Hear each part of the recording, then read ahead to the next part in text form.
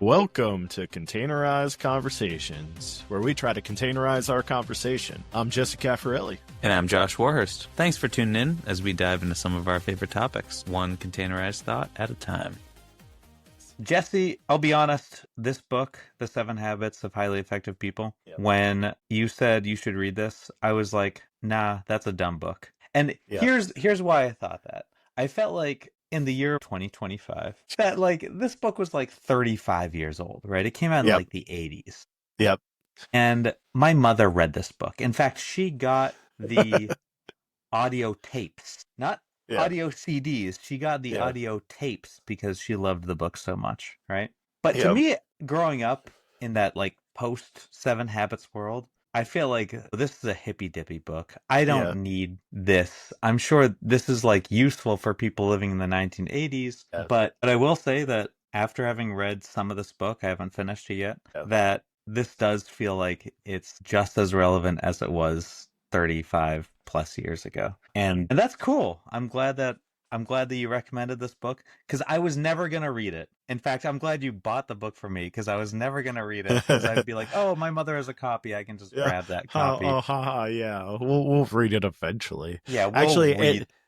And I'm actually really happy I bought us this copy because this copy I didn't read. This comes with excerpts from his kid, and I just recently got to one of those excerpts and I thought it was hilarious, and we'll talk about it in the episode. But the newest version, I agree. I guess Sean Covey, one of his sons, he wrote actually the 7 Habits of Highly Effective Teens, and my mother actually mentioned this I didn't me. even know that was it was a book either. She's like, I got you that 7 Habits of Highly Effective Teens book. I don't know if you ever read it. And I was like, I don't think I ever read it. It's never too late to start a good thing, right? So let's get into it. Yeah.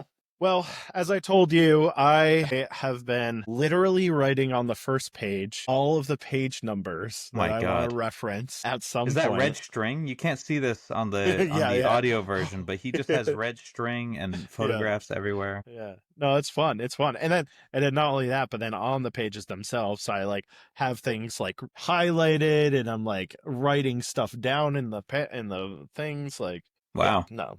I feel like a crazy man. So let's start this. I mean, you're the one that's reading this book off first. Did you want to start off, or did you want me to just dive into my?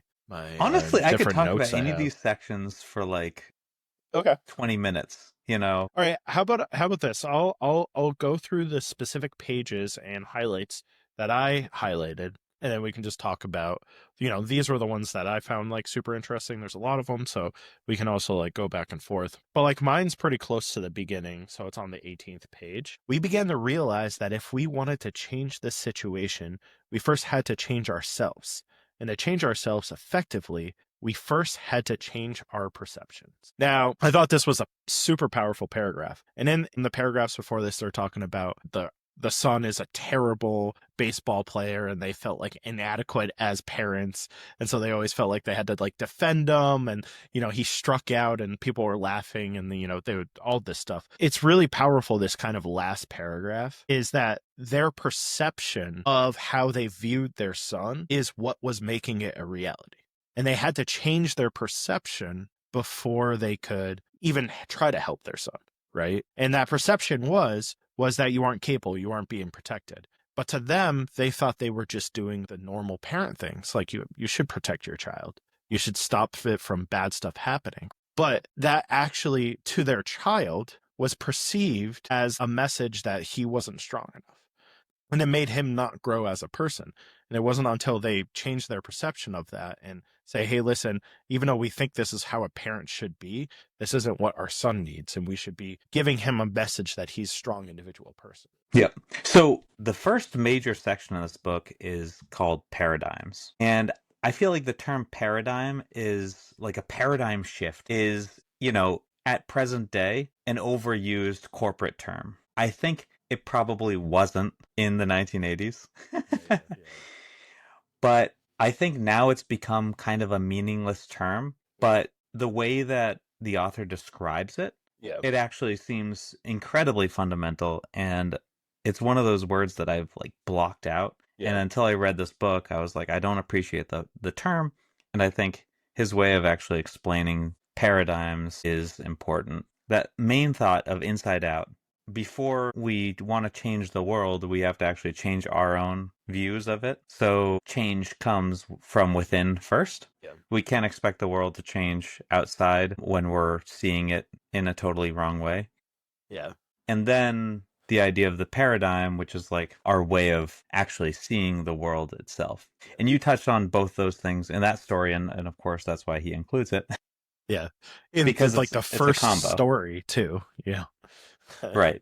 Yeah, he's saying that there was two things. One, he and his wife had to change who they were so that their son would improve. Yeah. That was the result that they wanted outwardly. And then they also needed to see that the way that they were seeing things, their map of the world, it talks about paradigms as maps. Yeah. That the way that they looked at the world was through a lens that was not helpful to what they wanted to achieve. Yeah, you're right. I mean, it's a really good story to start the thing off. I think one thing that happens with this book, sometimes you might say, why is this not a listicle, right? A what? What I know listicles don't exist in What is the a 80s. listicle? Well, like, an article, like a BuzzFeed thing where it's like seven Oh. habits of highly effective people. And it's just Yeah. like a Yeah. one-line Yeah. sentence, be proactive. And then it Yeah. has like a picture Yeah. of Yeah. like, Yeah. somebody on top of a mountain or something. Yeah. But I think the ideas in this book are something that you kind of have to be led into. Yeah. Because even though they are in ways kind of basic, right? Yeah. They are also things that people have been led away from, and you almost have to like lead them back to it bit by bit. Yeah. Like that's why this is a book and not just a list of. One thing that I appreciate about this book as a parent is that there's a ton of parenting advice in there. I thought it was going to be way more in like the self-help category of, oh, hey, we want to make sure that you're a better person. Yeah. Right. And there was so much about here's how you can be a better person by being good to other people and how you want to relate to other people. Yeah. And I thought it was kind of refreshing and something I've been looking forward to as a parent. I do probably need more advice or I need to Well, yeah. be. I mean, you never know. It never feels like you ever actually learned how to be a parent. You're just kind of thrown into it. Yeah. You do it as you go, right? Yeah. What's like really strong about this first paragraph is as a parent, you think you have to be protective. You think you have to help your child through things, but sometimes that comes across to your child as being overprotective and overbearing. Right. Yeah, and It's we a can tough have a thing whole. to get over. We should have a whole spin-off parenting podcast, but I mean, I don't think I'm good at parenting, so I don't know if that's the. no, I try that's my best, but everybody who it's the Dunning-Kruger effect. yeah, right.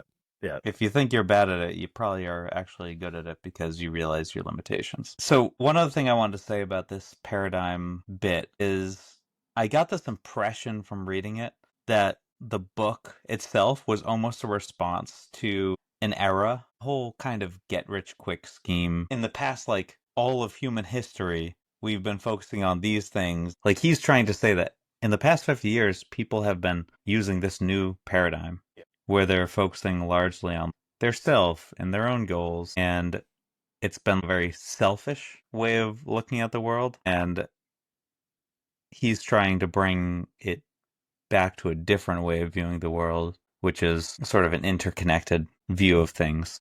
Yeah. That begins with your own growth first, not selfish, but pushing towards developing the self and then using that to see the world differently. Yeah. Well, so what's really interesting is you've used this word paradigm a couple of times. And like you said, it's an overused word. Everyone knows it, blah, blah, blah. But I argue people don't actually know what the true definition of paradigm is. And it wasn't until I read this book a second time with you that I truly got the definition. And that's kind of like my next note section. It's this section right here. Do you remember this? Oh, of course. Right? And so, to the listeners at home, if you are reading the book, swap to page 25 and you'll see the page that I'm referring to. But if you're not, he has a whole Page section. 25 in the latest edition. Yeah, the latest edition. In this page, he's showing a picture of a young woman, and he's passing this out. It's a whole story where, he has you look at it, he has you describe what it is, but then he tells you that's not a young woman, that's an old lady. And it goes into a whole story, and it shows you the three pictures. There are three pictures. It's the same picture, just highlights different features that makes it look like a young lady and other features that make it look like an old lady, and then the true individual picture that's like both of them combined. Hold on. So, Jesse, have you seen this image before this book? No. Really? No, yeah. This is classic. Oh, This is it? image to me, I feel like this is I've one of seen the the things duck that. and bunny one, but I haven't seen this. Like this is similar to the duck and bunny Have you seen like in my mind. the goblet or like the two faces Yes. kissing? Yes, Yeah. kissing. Yeah. I've seen that Yeah, one too. yeah. Yeah, this is Yeah, very similar to those. This is a classic, like, it's easy to see two different things in it. And the whole point of this study was that they said, okay, we're going to give people a slightly altered version of this image. You can actually picture this in your head if you know the image. It's the one that looks like the old woman or the young lady, right? Okay. So other people may have seen this picture before. I think this is like a classic image. Okay. Right? I lived in the dark ages, but This is like Mona Lisa. Like, there are Yeah. people who haven't seen it, but like, come on. Maybe it was more powerful to me then because I haven't seen this before. So when he told me it was an old lady, I was like, no, it's clearly where do you see an old lady in this photo? And this is where he's kind of describing what a paradigm is. In this paragraph, he has a mind-blowing thing that I think is super strong, which is we simply assume that what we see things is the way they really are or the way they should be, right? We think that what we see is truth written in stone. If you see something, you think everybody else who sees that same thing sees exactly what you see. But that's not true. That's your perception. Your perception shapes your reality. But every other person in that room has a different reality than yours. They see something completely different depending on their conditioning. And that is a paradigm. So what Jesse's talking about is this study. Basically, they said, we're going to take the image of the old woman / young woman, and we're going to make two images. One's that's altered, where it is like favoring the young woman. So it only really looks like the young woman. And then another one that is only making it look like an old woman, right? Yeah. You would never be able to, there's no in-between ambiguity, right? Yeah. And they give like 50% of the class this old woman image and 50% the young woman image. Yeah. And then after they've had that first preconditioning, right? That's the conditioning where they have this idea of what this image is. They're given the actual image on the screen, which is the ambiguous one, right? And now everybody in the class is arguing about, no, it's an old woman. No, it's the young woman. Yeah, and the biggest one. Which one do you see, Josh? Honestly, when I first show it to you, you just boom. What do you see? I see the old woman. Do you? I see the young lady. But that's because I didn't see this before, so I was conditioned on the young lady. Yeah, fair enough. And also, like, the old woman looks more cartoonish. Like, you have to accept that you live in a world of, like, exaggeration. Okay. Yeah, well, now you're getting into the psychology of things here. Let's move past it. I think until that moment, I didn't really realize what a paradigm was. And you can't really understand what a paradigm is unless you accept the fact that what you're seeing and hearing isn't actually reality, or at least an infallible reality. It is your reality, but someone else may see something completely different. And here's one of the things that, like, this opening section, I love the fact that it defined a paradigm. I think it gave me a new appreciation of it. But this is one of those things that prior to the book, I already had largely accepted, which is that the way that I see the world and the way that a lot of other people see the world are different. Yeah. And it wasn't like it's one and two. It wasn't like there was like two ways of seeing the world, my way and everybody else. I'm working on a team with 5 people, and the 5 people are seeing the product, are seeing everything differently than the way that I'm seeing it. This is one of those things where it's good to explain to people who haven't yet felt it. It's just the fact that there's a word to it now. There was this abstract concept I kind of understood. I knew people see things differently, and I knew about this word paradigm, but I didn't realize that those were connected. That was the like aha moment for me. That was my paradigm shift. You're right. The explanation of the paradigm, Yeah. because a lot of companies would say we need a paradigm shift, Yeah. and you're What does like, that mean? What are you talking about? yeah, it Like I need to change my values? Like what I need to be a harder worker? Is that what you want? I don't understand. even now, like at a high sense, it's a vague way of explaining something, even if you understand what it means. Yeah. You know, I think sometimes a company needs to actually go and define what the paradigm that they're currently using is to explain what they're moving towards. But yeah, this has been that was probably the most illuminating thing for me too out of this initial section was what is a paradigm? So then the other thing that he talks about here is the conditioning part. So you have the paradigm, and we have a paradigm because of our conditioning. And when he talks about conditioning, he talks about how powerful the conditioning is. And he says if 10 seconds can have that kind of impact on the way you see things, referring to the picture, what about the conditioning of a lifetime? The Mm. influences in our lives, family, school, church, work environment, like all of these things all have made their silent, unconscious impact on us and help shape our frame of reference. And I thought that was really powerful. It also gave words and meaning to what I try to do a lot of times. More times than not, when I'm approaching a new team and trying to understand them, I try to understand both their personal and professional life. And I think I subconsciously was doing that because I was trying to understand who are these people. Mm. When they think about something, how have they been conditioned to think about it? It makes it a lot easier to understand where they're coming from if you understand that background. Yeah. Yeah, no, the idea that you can be conditioned so easily and then also be the product of conditioning that's gone on your entire life. Coming back to DevOps, right?